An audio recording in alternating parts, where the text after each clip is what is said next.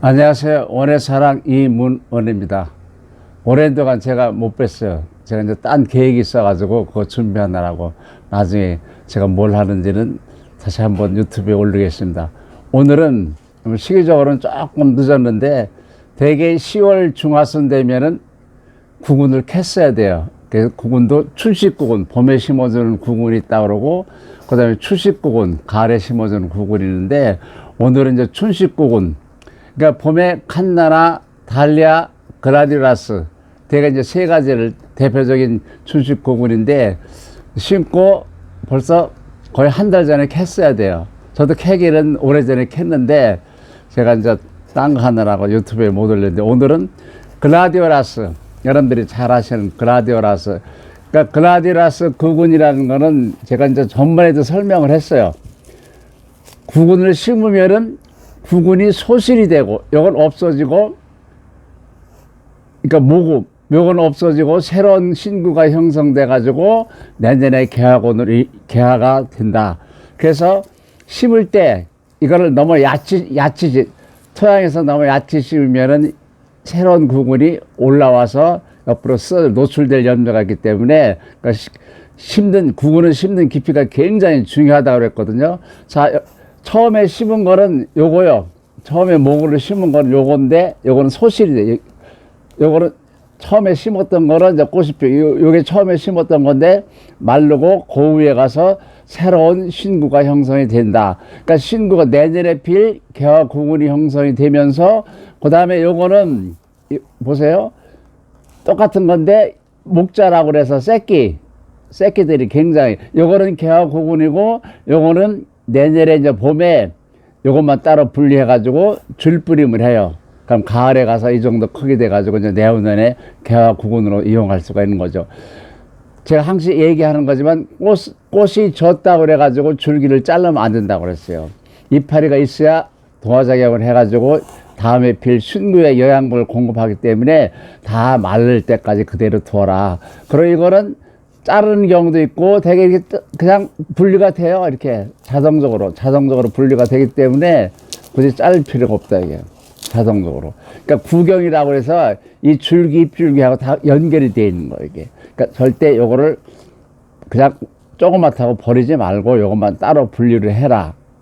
그래서 이걸 다시 한번 보여드리면은 여기 보면은 굉장히 많이 이 목자들이 생겼어요. 이게 굉장히 많이 생겼어요. 이게 제가 이게 굉장히 많이 생겼잖아요. 이게 생겼는데 이걸 절대 없애지 마라.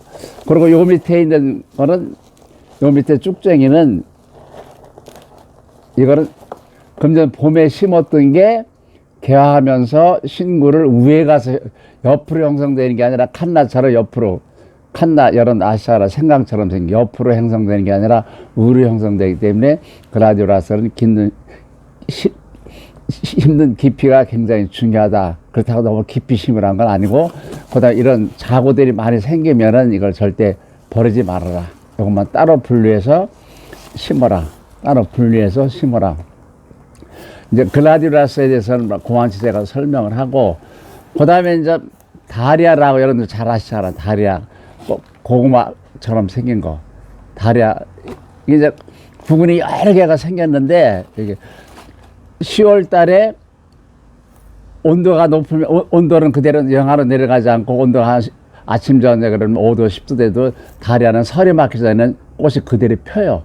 근데 하여튼 10월 중하순 되면은 무턱대고 한 10cm 높이에서 잘라가지고 캐는데 주위를 넓게, 삽으로 넓게 파가지고 캐야 돼요. 바짝 캐게 되면 이게 잘려져요, 이게 잘려진다고, 이렇게 넓게 해가지고 캐서 뿌리채 그대로 캐 올려가지고 흙을 털어서 그늘에다 말린 다음에 보관하는데 절대 쪼개지 말아라.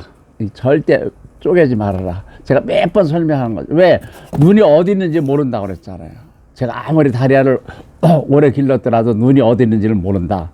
그래서 다리아는 심을 때는 심기 전에 어떻게 하라고 그랬어요? 살짝 저장했다가 얼지 않을 정도로 저장했다가 내년 봄에 캐 올려가지고 보관했던 거를 캐 올려가지고 또는 꼭 모래나 또는 왕개나 톱밥에다 묻는 경우도 있고 그냥 스트로볼로 이렇게 덮어놓는 경우도 있고, 그러니까 영하로 내려가지 않은 그 위치에다가 놔가지고 봄에 요거를 모래를 살짝 덮으라고 그랬어요. 살짝 깊이 덮지 말고 살짝 덮으면 여기서 싹이 나온다고 그랬어요.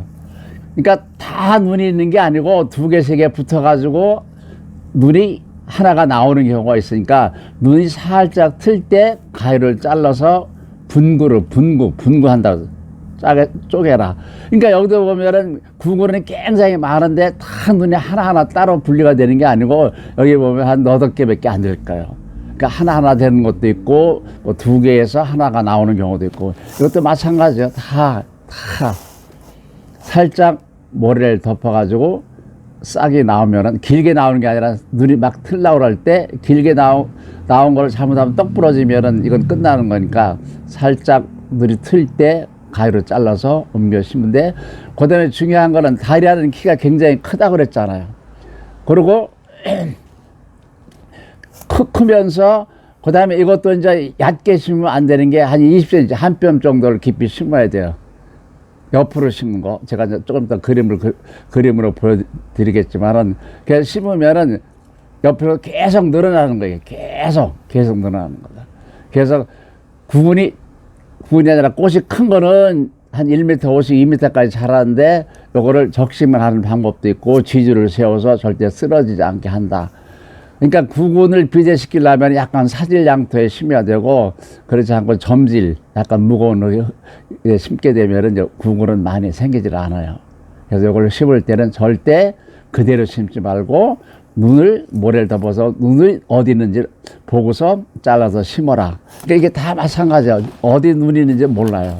그래서 춘식구근은 칸나, 다리아 이렇게 있는데 글라디오라스는 구근이 없어지고 새로운 구근이 형성이 되고, 이건 없어지는 게 아니라 옆에서 구근이 굉장히 많이 생긴다.